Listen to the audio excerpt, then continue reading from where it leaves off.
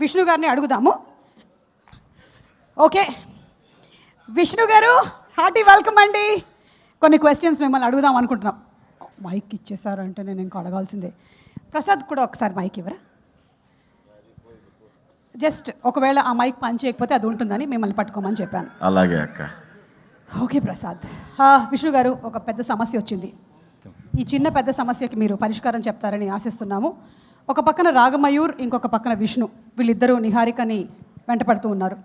మీరు ఒక ఫ్రెండ్గా తనకి ఏం సలహా ఇద్దాం అనుకుంటున్నారు? ఇందులో ప్రసాద్ నువ్వు తమ్ముడివి, ఓకే? నిహారికకి తమ్ముడిని, నువ్వు తమ్ముడివి. ఇప్పుడు మీరు ఏం సలహా ఇస్తారు ఒక ఫ్రెండ్గా? ఏం సలహా, నిహారికకి ఏం సలహా ఇస్తారు?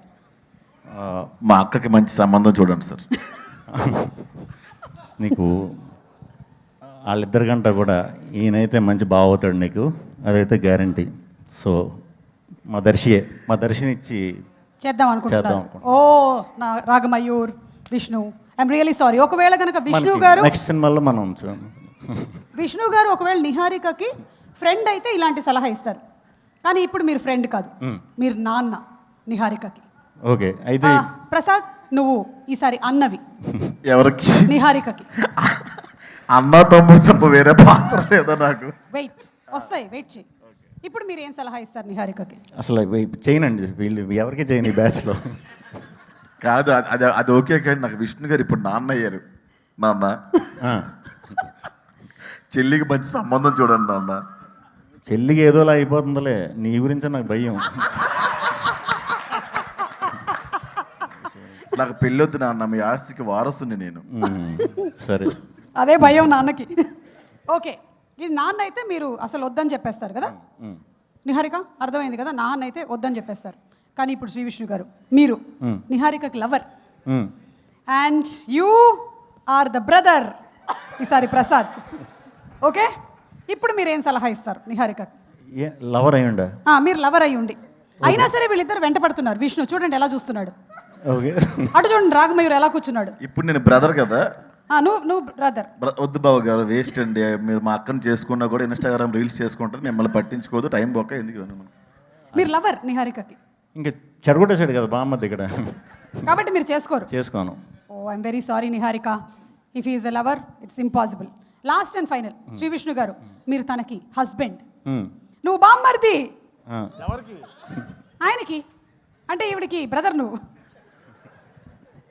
ఓకే, ఇప్పుడు ఏం చేస్తారు? ఇప్పుడు ఏం చేస్తాను? మీరు హస్బెండ్, వీళ్ళిద్దరు ఎక్స్ లవర్స్ అండి. ఓకే, కనిపించారు. ఓకే, కనిపించారు.